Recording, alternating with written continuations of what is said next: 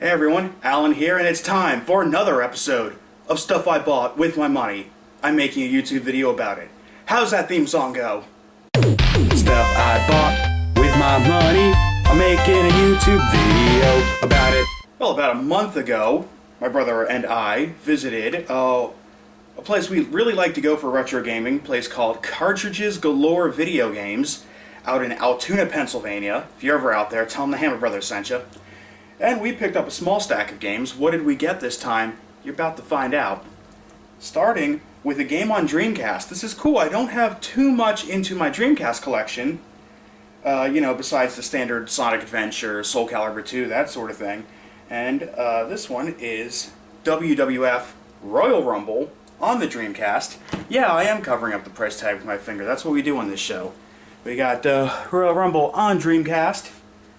Play some footage there in the corner while I talk about it. I've not played this one. Obviously, I have not turned on my Dreamcast. And God, the last time I turned on my Dreamcast, it kept crashing disc read errors while I was playing Soul Calibur. Oh, it's taped shut. Okay, well, whatever. It's all here. It's all complete. Instruction manuals. 9 superstars in the ring at the same time, huh? Hardcore matches. Sweet. Interesting to see. Probably not as good as any of the N64 games, but hey, you never know. Give it a try. Also got myself 4 PlayStation 2 games, if only because they were insanely cheap, as PS2 games are nowadays.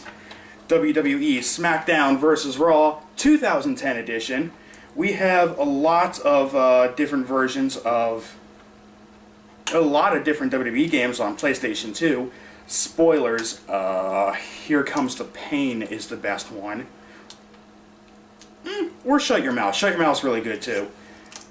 And I believe the last one we started getting in the regular years was SmackDown vs. Raw. We kind of jumped off the series past then, but this was the 2010 edition on PlayStation 2. Hey, it's got the manual. That's cool.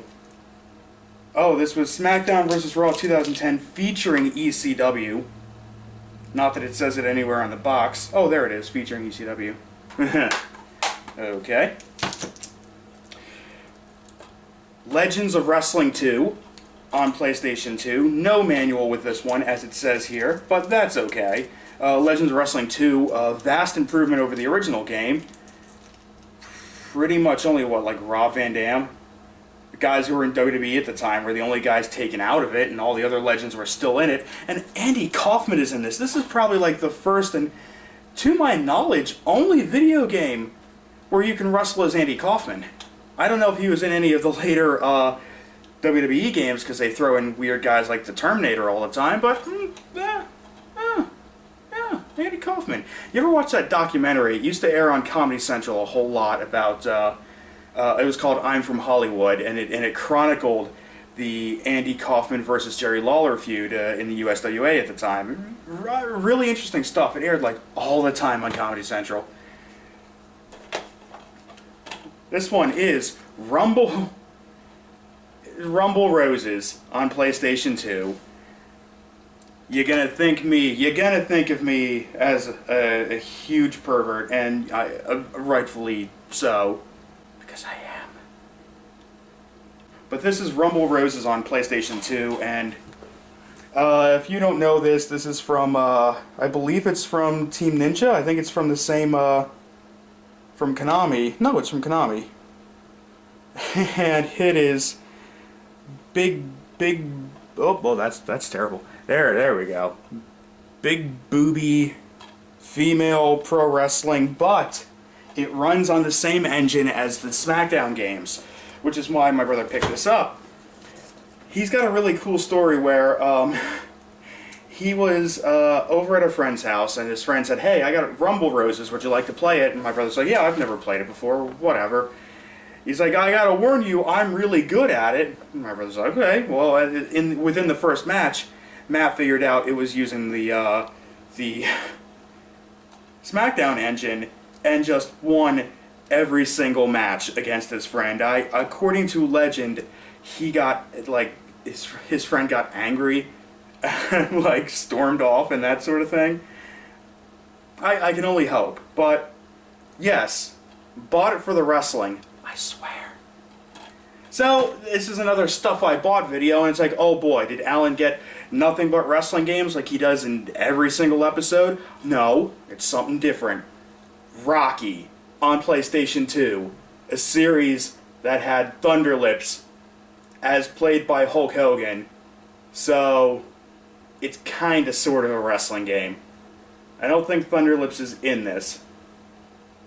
And yeah, this was the game that was famously featured in one of my all-time favorite Angry Video Game Nerd videos. Every time I think of it, that's that glitch with them.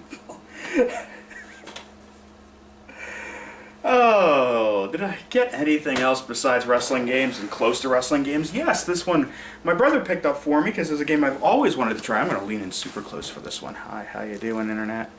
This one is Pokemon Trading Card Game on Game Boy Advance. Super cool. Now, interesting, in the time that we went to the store and got these games to I'm filming now, I played and beat the entirety of this game. I hated it at first. Like, I despised this game. It had very cheap AI. I couldn't figure out anything. So I was an old collector and player of the trading card game. Ooh, excuse me. Pardon me. I was an old collector and an old collector and player of the trading card game way back in the day. In fact, this is my fiance's desk, and it is completely piled with her Pokemon card collection that she is in the process of sorting. Oh my god, we are in our 30s and have 2 children, and we are still sorting and collecting Pokemon cards like we did in middle school. Oh, age is a funny thing, isn't it? It certainly is. So, Pokemon trading card game. After reacquainting myself with all the rules, I realized that the game is supposed to be unfair. Like, every trainer you play is supposed to have unfair decks and always get all the best cards. And you have to plan your decks around that. And when you figure that out, it works pretty well. I built an amazing Psychic deck and just crushed everybody. Come on, Alakazam. And compare him. You take, okay, here's a Pokemon trading card game tip.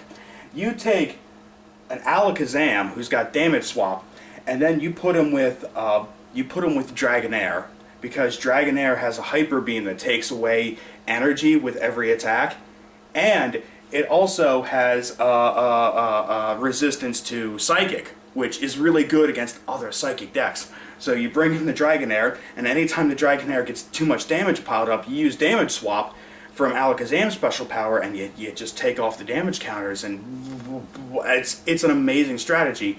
You get some Mewtwo's on the bench for some, like, they're just damage sponges. You just move all the damage over them. You just let Dragonite. Forget Dragonite. Dragonite's awful. You just get Dragonair, and you just use the Hyper Beam every time, and it just de-energizes the other player, and they can't attack. And oh, best strat. That is the best strat. The single best strat in all the Pokemon trading card game. Well, they've, C-Dot, Doublade, put 3 damage counters. This is new stuff. You know what a Doublade? A Doublade is 2 swords stacked together. And look at this. This is a diamond card, and it's holographic, but only this part is holographic, and not this part. It's crazy. Well, we also found a pile of used amiibos! Remember when the collector market burst on these?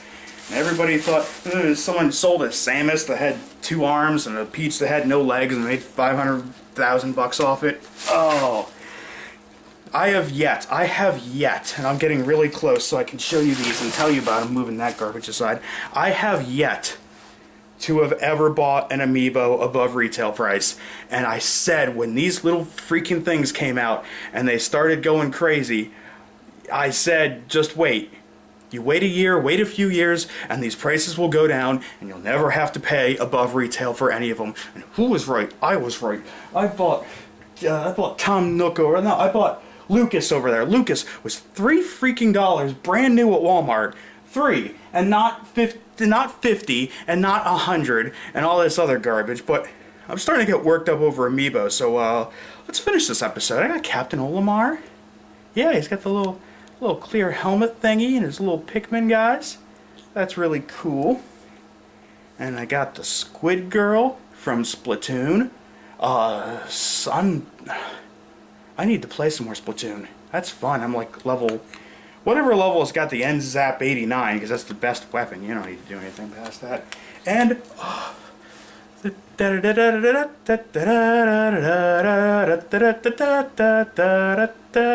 I paid $7 and not 75.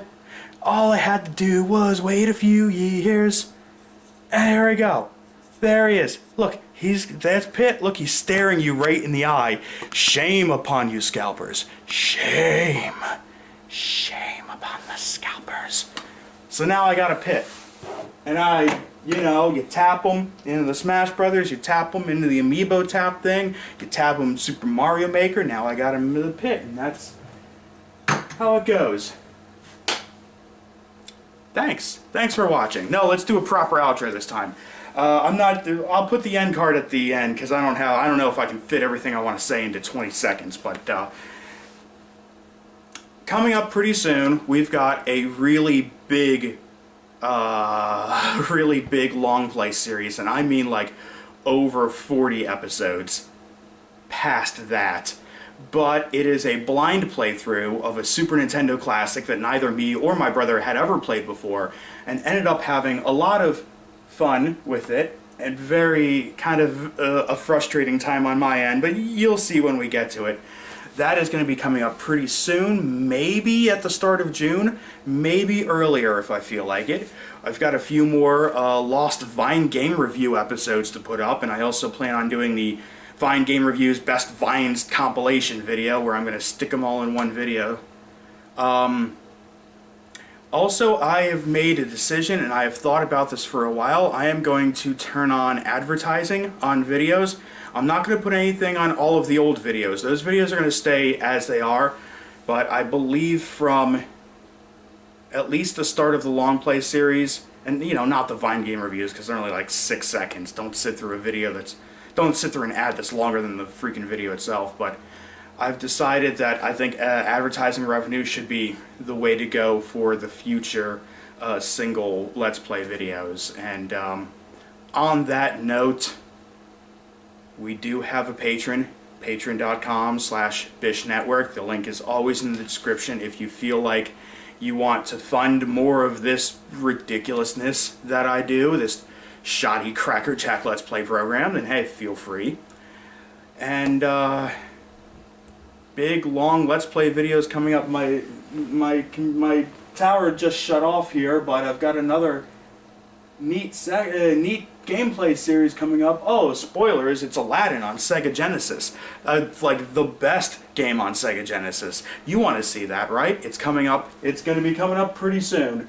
So in the meantime, you know the whole deal. You know all the spiel that the YouTubers all say. Like and comment and subscribe and +1 and thumbs up and Google plus it and share on Facebook and all that good stuff. And I say it flippantly, but I really do support. I really do thank everyone that has supported us up until this point, and we are going to give you reason to keep supporting further. Thanks for watching. See you later.